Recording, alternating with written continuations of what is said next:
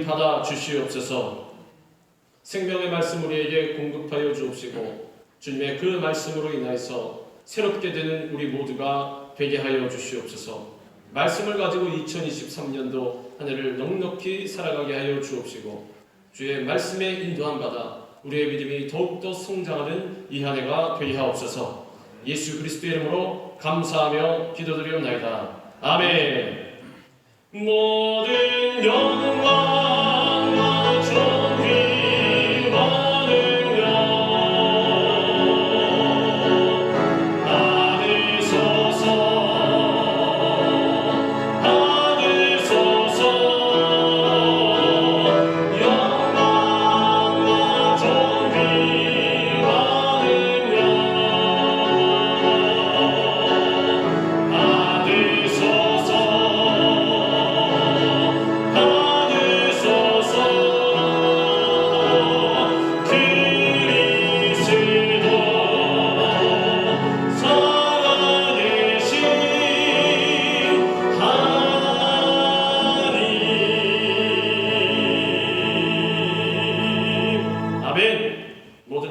준비와 능력을 받으시기 합당하신 분은 우리 주님밖에 안 계십니다. 우리 예수 그리스도 살아계신 하나님, 주님만이 찬양을 받으시기에, 예배를 받으시기에 합당하신 분입니다. 예배의 주인은 다른 어떤 사람이 될 수가 없습니다. 우리 하나님께서 주인이 되어 주시기 때문에 우리가 예배드리는 이 삶이 끊어지지 말아야 할 것입니다. 모인 곳에서는 형식을 갖춘 예배로 주님 앞에 영광 드리고, 나아가서는 삶의 예배로 주님을 높여드리는 우리 모두가 될 수 있기를 주님의 이름으로 축원합니다. 할렐루야. 이 시간에 우리가 읽은 말씀 로마서 10장 7절 말씀을 갖고 그리스도의 말씀과 믿음, 이러한 제목으로 우리 같이 은혜를 나누겠습니다. 말씀 제목 한번 따라합니다. 그리스도의 말씀과 믿음. 그리스도의 말씀과 믿음. 오늘로부터 2023년도 새해가 밝았습니다. 우리는 이제 이 새해를 어떻게 살아가야 하느냐? 주님께서 주신 이 복된 날 하루하루를 무엇을 위해서? 하나님의 영광을 위해서 살아가야 할 것입니다. 내 자신의 안일과 나의 욕심과 내가 이루어야 될 무언가를 위해서 살아가는 것이 아니라 오직 하나, 하나님의 영광만을 위해서 살아가야 할 것이고, 그것이 바로 하나님께서 우리를 창조하신 목적이 되는 것입니다. 창조주가 피조물을 창조하였으면 그 쓰임에 맞게 피조물은 살아가야 합니다. 그래서 하나님께서 토기장이의 비유를 우리에게 말씀해 주신 것입니다. 하나님께서는 토기장이십니다. 토기를 잘 빚어서 만들어 놓았으면, 예를 들어서 물컵으로 빚어놨으면 그 컵은 물을 담는 용도로 잘 쓰임이 되어야 할 것입니다. 또 반찬을 담는 그릇으로 만들어 놨으면 그 그릇은 어떤 일을 해야 됩니까? 물그릇이 아닙니다. 반찬 그릇입니다. 반찬을 담는 그릇으로서 역할을 잘 감당해야 하는 것입니다. 즉, 창조주의 의도에 맞게, 목적에 맞게 온전히 살아가야 한다는 것입니다. 그래서 우리도 이 세를 살아갈 때 어떻게 살아가야 하느냐? 하나님의 영광을 위해서 살아가야 하는 것입니다. 하나님을 기쁘시게 하는 그러한 삶을 살아가야 하는 것입니다. 내 자신만 혼자 기뻐서 좋아서 막 춤추고 살아가는 것이 아니라, 나는 조금 혹은 기쁘지 않을 수도 있습니다. 그러나 그럼에도 불구하고 어떻게 살아가야 하느냐? 내 삶이 하나님의 기쁨이 되고 있는 것인가? 하나님께 영광을 돌리고 있는 것인가? 생각해 보십시오. 어떤 사람은 나가서 전도를 한다고 전도를 합니다. 그런데 그 사람의 삶의 면면을 뜯어보니 어떻게 되냐? 주위 사람들로부터 손가락질을 받는 그러한 삶, 주위 사람들의 눈살을 찌푸리게 만드는, 세상 사람들이 보기에 아주 안 좋은 모습으로 살아간다는 것입니다. 그런 모습으로 살아가면서 가서 예수 믿으십시오. 예수 믿겠습니까? 그게 무슨 삶이냐? 하나님께 영광이 안 된다는 것입니다. 하나님의 기쁨이 안 된다는 것입니다. 그래서 우리는 늘 살아갈 때, 예배를 드릴 때에도, 신앙생활 할 때에도 어떻게 살아가야 하느냐? 하나님을 기쁘시게 하는, 하나님께 영광 돌리는 그러한 인생을 살아가야 하는 것입니다. 그리고 그러기 위해서 우리는 주님이 주시는 거룩한 꿈과 소원을 마음에 품고 무엇으로? 말씀과 믿음으로 이 한 해를 열어가야 할 것입니다. 우리는 믿음으로 살기 위해 먼저 하나님의 음성을 들어야 합니다. 오늘 본문은 믿음은 들음에서 나며 라고 말씀하고 있습니다. 믿음은 하나님의 말씀을 들을 때 생깁니다. 우리는 이 세상을 살아가면서 수많은 세상의 부정적인 소리를 듣게 됩니다. 심지어는 하나님의 말씀보다는 세상의 소리를 더 즐겨 듣는 것도 같습니다. 하나님의 말씀을 듣는 것이 아니라 세상의 소리를 더 즐겨 들으면서 더 기뻐하고 더 좋아하고 더 듣고, 그러다 보니 어떻게 됩니까? 하나님의 말씀과는 거리가 멀어지는 것입니다. 계속해서 멀어집니다. 제가 서두에 말씀드린 대로 자기 자신은 기쁘게 살고 있습니다. 얼마나 신난지, 얼마나 기쁜지, 내가 원하는 모든 일이 다 잘 되는 것 같고, 그렇게 살아가긴 살아가는데 어느 틈엔가 하나님의 말씀에서 멀어지게 되는 것입니다. 하나님의 음성에서 멀어지게 되는 것입니다. 그러면 어떻게 됩니까? 하나님의 뜻과는 상관없는 삶을 살아간다는 것입니다. 하나님의 뜻과 상관이 없으면 어떻게 되냐? 하나님의 뜻과 상관이 없이 살아간다면 겉으로 보면 잘 되는 것 같습니다. 심지어는 믿는 사람들도 옆에서 보고 나는 신앙생활 하는데 답답하고 또 잘 안 되는 것 같은데, 매사에 안 되는 것 같은데 저 사람 왜 이렇게 잘 되지? 어떻게 되는 것이지? 보니까 저 사람은 자기 것을 너무나 잘 챙깁니다. 주일은 잠깐 지켜주고, 주의 사명 잠깐 지켜주고, 예배도 잠깐 지켜주고, 어디로 가냐? 자기의 유익을 위해서 쫓아다니다 보니 세상은 그렇지 않습니까? 일시적으로 자기에게 뭔가 많이 생깁니다. 그래서 우리 쫓아다니고 그래 잘 되는 것 같습니다. 그럼 옆에 믿는다고 하는 사람들도 이렇게 보고 어떻게 되냐? 그 사람 쫓아가는 거죠. 하나님께서 우리에게 신앙생활을, 인생을 뭐라고 비유해 주셨냐면 경주라고 비유하셨어요. 사도 바울을 통해서 경주한다 그러지 않습니까?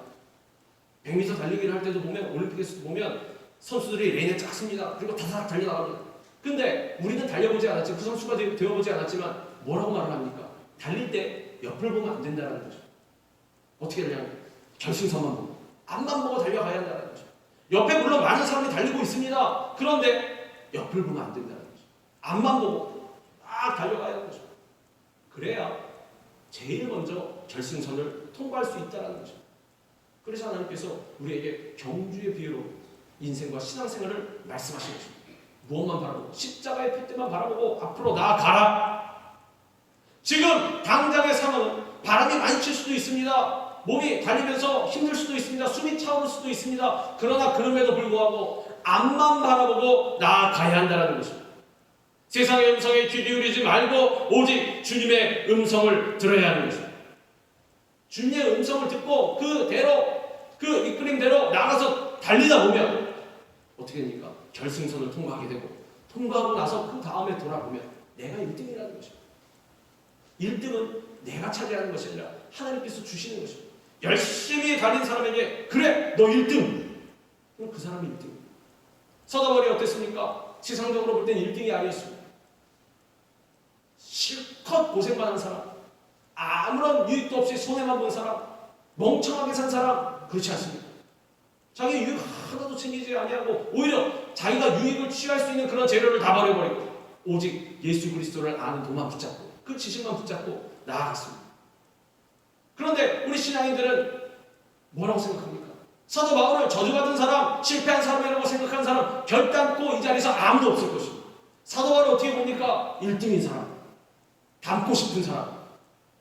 그런데 우리는 어떻게 살아갑니까? 그런데 내가 살아가는 건 사도 바울과 같이 살긴 싫어. 예수님과 같이 살긴 싫어.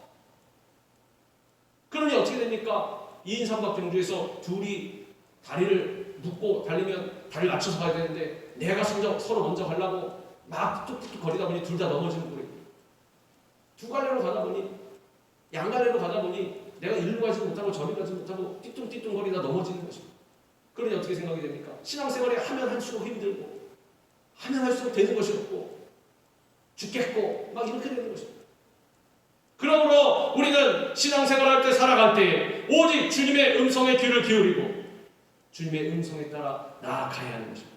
하나님께서 찾으시는 참된 믿음의 사람들은 언제나 하나님의 음성을 듣기에 힘쓰는 사람들입니다. 하나님의 말씀에는 살리는 힘이 있습니다. 그리고 그 말씀을 들을 때 죽었던 영혼들이 소생하게 되고 우리의 영혼력이 강건하여지는 것입니다. 영이 침체되고 육신이 침체되고 그러신 분들을 대화를 나눠보면 어떻게 되어 있습니까? 말씀이 없습니다. 말씀이 멀어져 있습니다. 대화에서 나오는 내용들이 다 세상의 내용, 자신의 내용, 억울하다는 것, 힘들다는 것, 다른 사람들 얘기, 말씀이 나오지 않았습니다. 왜? 10년 가운데 말씀이 없기 때문에. 하나님의 음성이 없기 때문에. 그런데 말씀이 있는 사람은 좌절할 수가 없습니다. 말씀이 있기 때문에.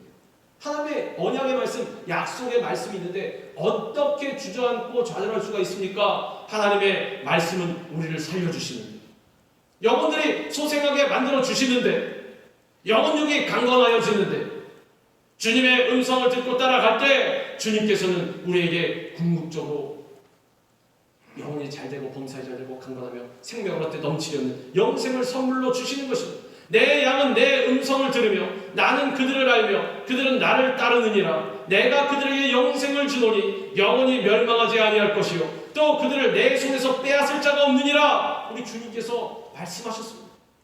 우리는 주님의 양된 자들입니다. 주님은 우리의 목자입니다.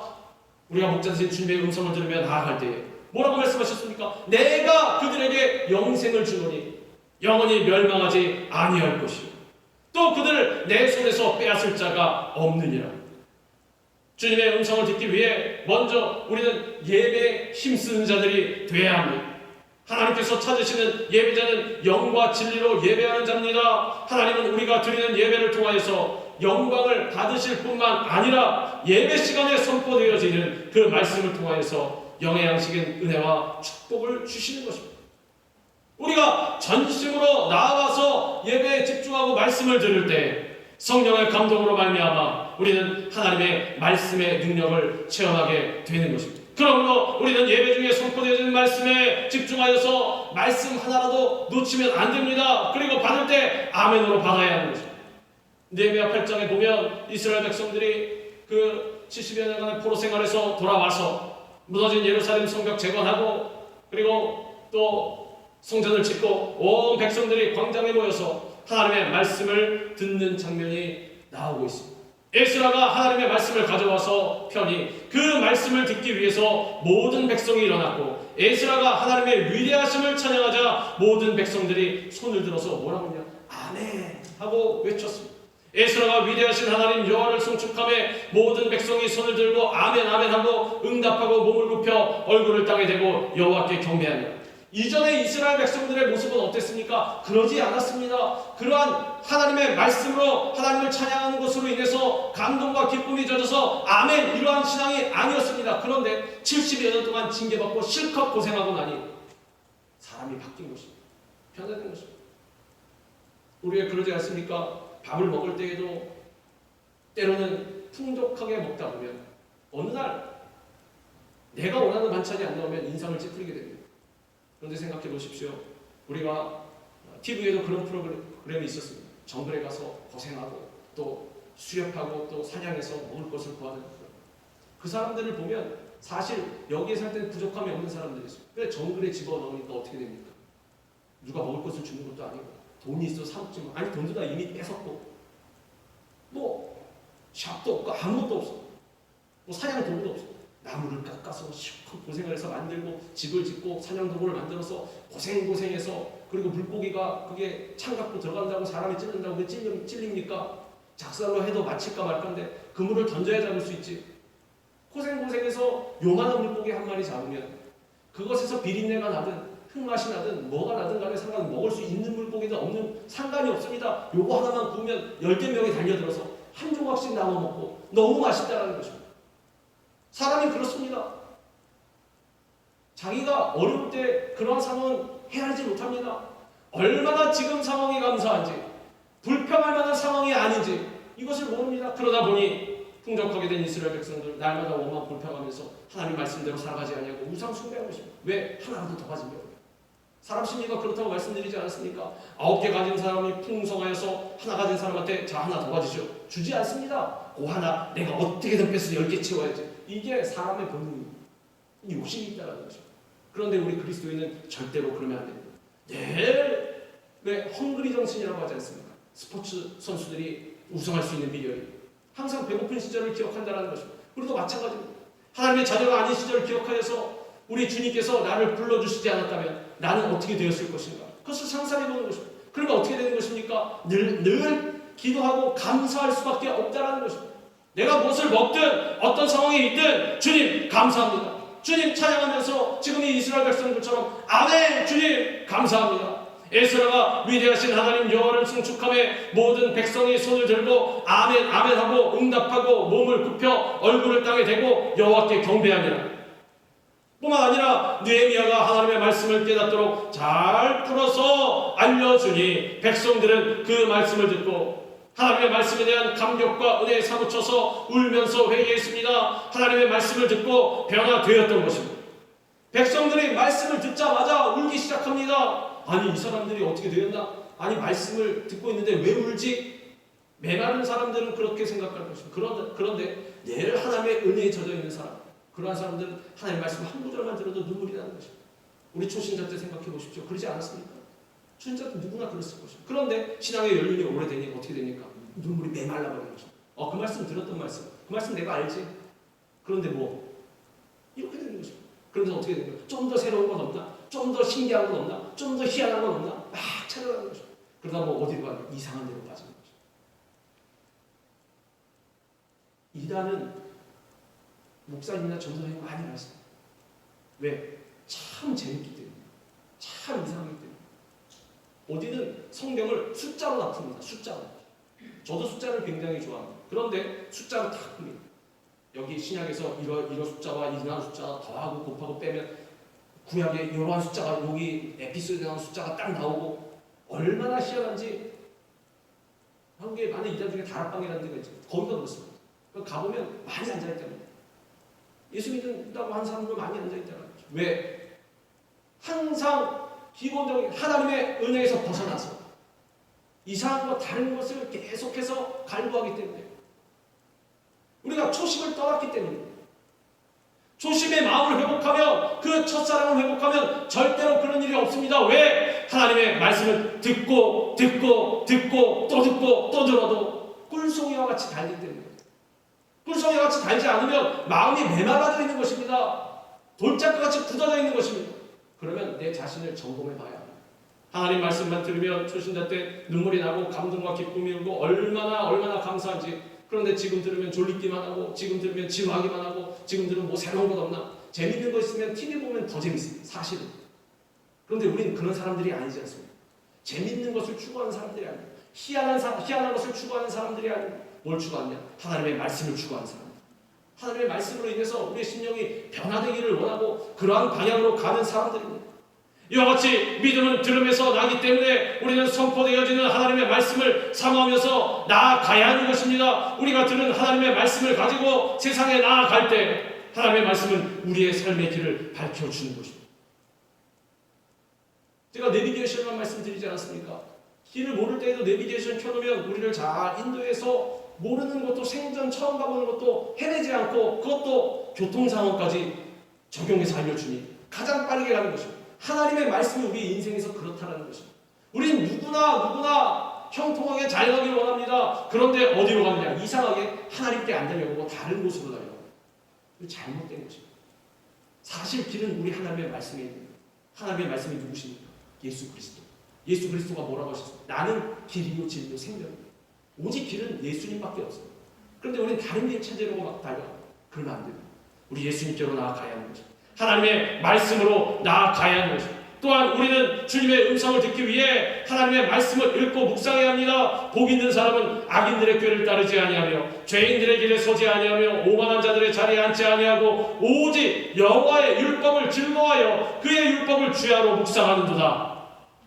우리가 하나님의 말씀을 읽고 묵상하며 그 묵상이 하나님과의 대화가 되는 것입니다. 말씀을 마음 가운데 늘 채우고 있으면 어떻게 됩니까?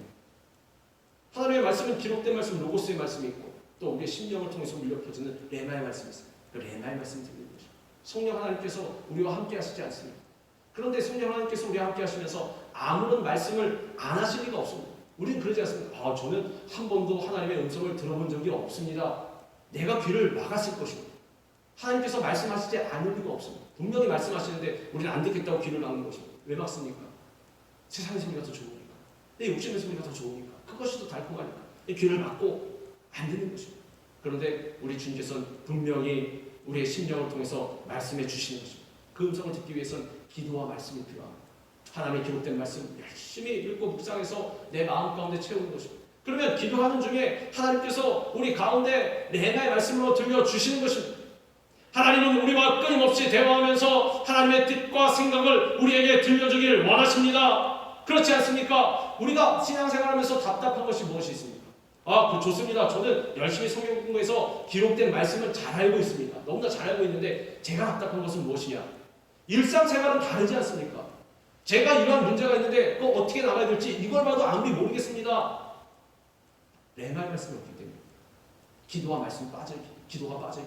기도하는 중에 성령 하나님 오셔서 우리에게 말씀해 주시는데 성령 하나님으로 충만함이 없다면 우리가 그렇게 메마르고 무미건조한 신앙생활을 할 수밖에 없다는 거죠. 이거는 그냥 책에 불과합니다. 그 사람에게 있어서는 그렇게 된다는 것이죠. 그러니 어떤 대상입니까? 하나님의 말씀이 아니라 열심히 공부하고 파서 학문적으로 어떻게 좀 많이 하는 그러한 대상밖에 안 된다는 것입니다. 그러면 안 됩니다. 이것은 분명히 살아계신 하나님의 말씀, 우리 가운데 역사하시고 우리의 실생활에도 분명히 적용이 되는 것입니다. 그리고 그 적용은 우리 성령님께서 레마의 말씀 통해서 우리에게 알려주시는 것입니다. 그 음성을 듣기 위해서 어떻게 해야 하느냐? 늘 말씀을 묵상해야 한다는 것입니다.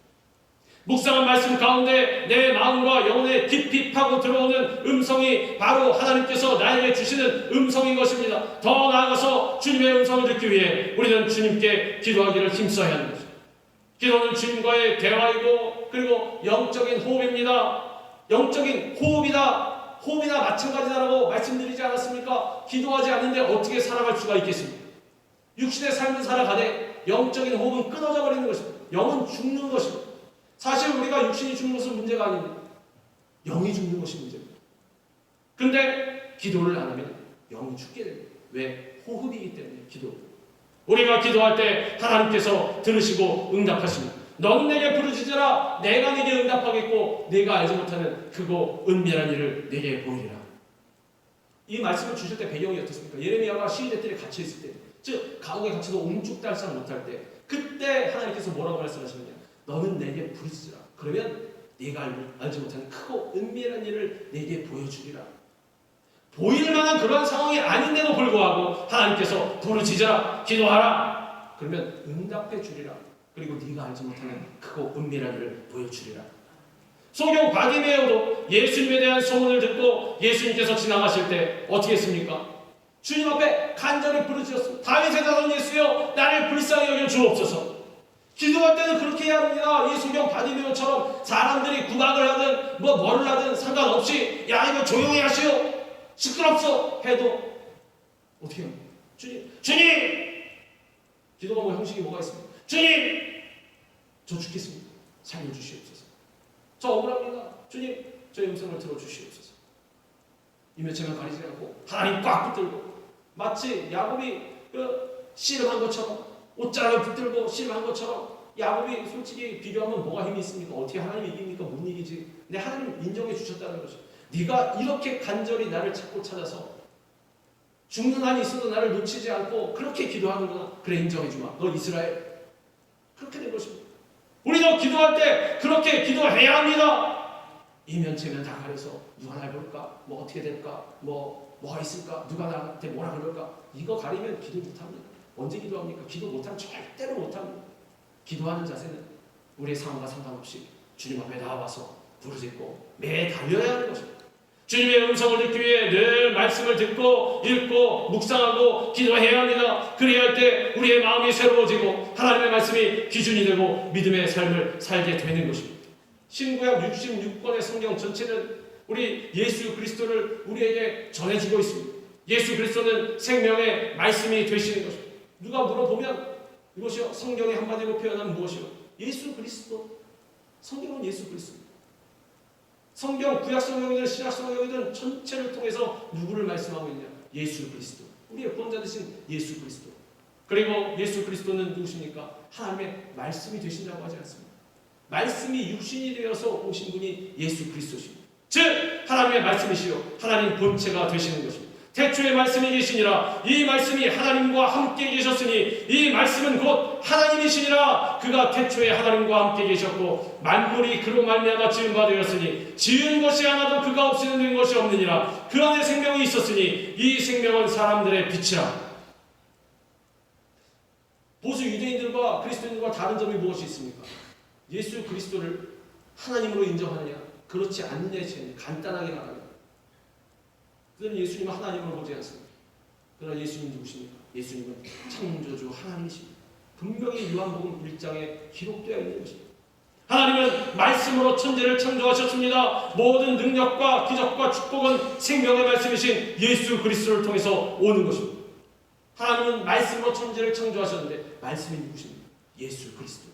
예수 그리스도께서 천지를 창조하신 것이고 우리 예수 그리스도가 창조주가 되시는 것입니다. 창세기부터 요한계시록에 이르는 모든 성경 말씀은 예수 그리스도의 흘린 피가 적셔져서 말씀을 읽을 때 그 보혈의 그 피가 우리의 마음에 뿌려지는 것입니다. 우리는 하나님 앞에 나아갈 수 없는 죄인이었습니다. 누구 하나 하나님 앞에 나아갈 수가 없습니다. 아무리 잘나고 또한 재산이 많고 지위가 높고 착한 일을 많이 했다고 해도 오직 한 예수 그리스도를 통하지 않고는 하나님 앞에 나아갈 수 없는 그러한 죄인들이었습니다. 그러나 하나님께서 하나밖에 없는 독생자 예수 그리스도를 우리 죄를 대신하여서 십자가에 달려 죽게 하심으로 말미암아 영원하고 완전한 속죄 제사를 드림으로 누구든지 예수님의 십자가의 보혈의 공로를 의지하여서 하나님께 나아갈 수 있는 길을 열어주셨습니다. 예수 그리스도께서 십자가에 달려서 이제 운명하실 때 다 이루었다. 테텔레스타이. 어떻게 되었습니까? 바위가 터지고 무덤이 열리고 지진이 일어나고 천둥이 치고 가장 중요한 것은 성소의 휘장이 반으로 찢어버렸다는 거죠. 그리고 성소의 문이 열려버렸어요. 그러면 그게 무슨 뜻입니까? 이제는 대제사장만 들어갈 수 있었던 것, 그러한 파워를 갖고 있는 세상적인 힘을 갖고 있는 사람만 들어올 수 있도록 그걸 막아놨던 것을 이제 누구나 들어갈 수 있게 되었습니다. 하나님의 성소로 들어갈 수 있는 담력을 얻었나니 누구로 말미암아? 예수 그리스도의 보혈로 말미암아 길을 활짝 열어놓으신 것입니다. 우리가 주님 믿고 보혈을 의지하고 회개하기만 하면 의로우신 하나님 앞에 죄인임에도 불구하고 담대히 나아갈 수 있게 된 것입니다. 이것이 바로 신앙의 기초예요. 그리고 이것이 바로 우리 기쁨의 근원이 되어야 하는 것입니다. 감사함의 근원이 되어야 합니다. 주님께서 나에게 이만한 것을 뭔가를 아주 눈에 보이는 그런 세상 사람들도 부러워할 만한 그런 물질적인 것을 주셨어. 감사하네. 이걸로 감사하는 것이 아니라 그건 보너스고 가장 중요한 것은 하나님의 이 구원의 은혜로 말미암아 우리가 늘 감사할 수 있어야 하는 것입니다. 생명은 피에 있다고 했습니다. 피 흘림이 없이는 죄사함이 없습니다.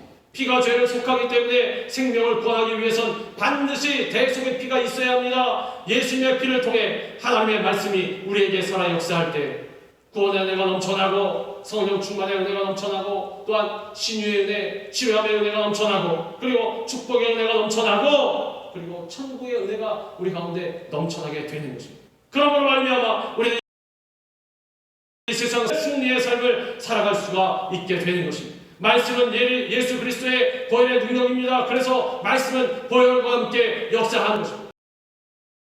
어느 예수 그리스도의 보혈을 믿고 말씀 뭐 이런 거 없습니다. 말씀과 보혈 하나로 같이 가는 것입니다. 예수 그리스도의 보혈에는 용서와 치료가 있고 모든 질병을 고치고 문제를 해결하고 그리고 더 나아가서 마귀를 물리치는 그러한 능력이 있는 것입니다. 예수 그리스도의 보혈의 승리가 있고 형통이 있고 보혈가 있고 만족이 있는 것입니다. 처음에 마귀는 그렇게 생각했을 것입니다. 예수님을 사랑해야 하고 죽이고 피 흘리게 하면 내가 이길 것이다. 세상의 관점은 그렇지 않습니다. 십자가에서 내려와야 그리고 모든 십자가에 못 박았던 자들을 물리적으로 처단을 해야 그래야 승리하는 것을 생각하고 있는데 하나님의 방법은 달랐습니다. 피를 흘리는 것이 희생을 하는 것이 진정한 승리의 길이었다는 사실입니다. 그래서 예수 그리스도께서 아무런 저항도 안 하시고 십자가로 올라가신 것입니다. 마귀는 몰랐을 것입니다.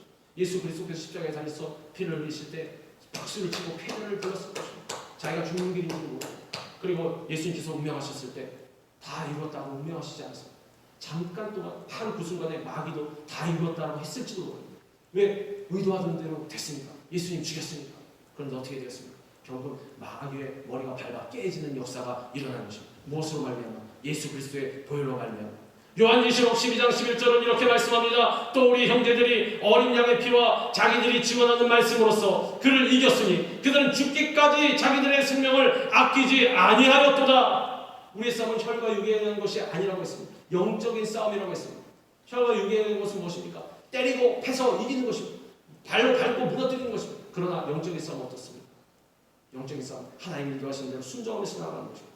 그 십자가의 길이든 가시밭 길이든 내가 손해보는 길이든 그대로 나가는 것입니다. 예수님께서 하신 것이 무엇이 있습니까? 세상적으로 보면 아무것도 없어요. 때리면 맞고 못 박으면 못 박히고 죽이면 죽이는 것입니다. 사실 아무것도 안 돼요. 뭐밖에 없어요? 기도밖에 없어요. 우리는 뭔가를 하려고 하지 않습니다. 도전이 다가올 때, 사탄의 도전이 다가올 때 뭔가를 해서 주먹질을 하든지 뭘 하든지 이기려고 합니다. 물리적인 방법을 동원하려고 합니다. 그러나 우리의 싸움은 어떻다고 했습니까? 악을 악으로 걷는 것이 아닙니다. 선으로 악을 이기는 것, 영적인 싸움으로 바꿔야 하는 것입니다. 마귀는 자꾸 물리적인 싸움으로 걸려고 합니다. 그래서 이것이 지든 이기든 간에 만약에 똑같이 물리적으로 싸우면 그건 이미 진 것입니다. 예수님께서 그걸 친히 보여주셨습니다. 만약에 그것이 이기는 길이면 예수님께서 명령하신 것입니다. 마귀는 멸해버려라. 그리고 번세로 이 로마 제국을 쳐서 무너뜨리셨습니다. 그런데 예수님은 그러지 않으셨습니다. 그대로 다 이끌린 대로 순종하고 나아가셨습니다. 기도밖에 없이, 기도밖에 안 하고, 기도만 하고 온전히. 그래서 어떻게 했습니까? 하나님 보좌 우편에 앉으신 것입니다. 하나님께서 승리를 허락해 주신 것입니다. 그러므로 우리는 생명의 말씀이 되신 예수 그리스도의 보혈에 굳건히 서야 할 것입니다. 우리는 주님의 음성을 듣고 예수 그리스도의 말씀 위에 굳게 서서 믿음으로 전진해야 할 것입니다. 그러므로 믿음은 들음에서 나며 들음은 그리스도의 말씀으로 말미암느니라. 그리스도인의 삶은 믿음의 일생입니다. 우리는 믿음으로 구원받고 믿음으로 하나님의 은혜를 체험하고 믿음으로 영생의 삶을 살게 되는 것입니다. 주님은 지금도 믿음의 사람들을 찾고 계시고 그 믿음의 사람들과 함께 일하십니다. 진실로 너에게 이르노니 만일 너희에게 믿음이 겨자씨 하나일 만큼만 있어도 이 산을 명하여 여기서 저기로 옮겨지라 하면 옮겨질 것이요 또 너희가 못할 것이 없으리라. 예수님께서 말씀하실 때 과장하셨겠습니까? 아니면 속이셨겠습니까? 거짓말을 하셨겠습니까? 주님, 저에게 믿음이 적어도 겨자씨 보셨습니까? 겨자씨 잘 보이지도 않습니다. 그거에 책갈피에 끼워놓고 다니시는 분들 있지 않습니까? 겨자씨 보면 잘 보이지도 않습니다. 합니다. 눈꽃보다도 작습니다. 그런데 주님, 저는 이 겨자씨보다는 믿음이 큽니다.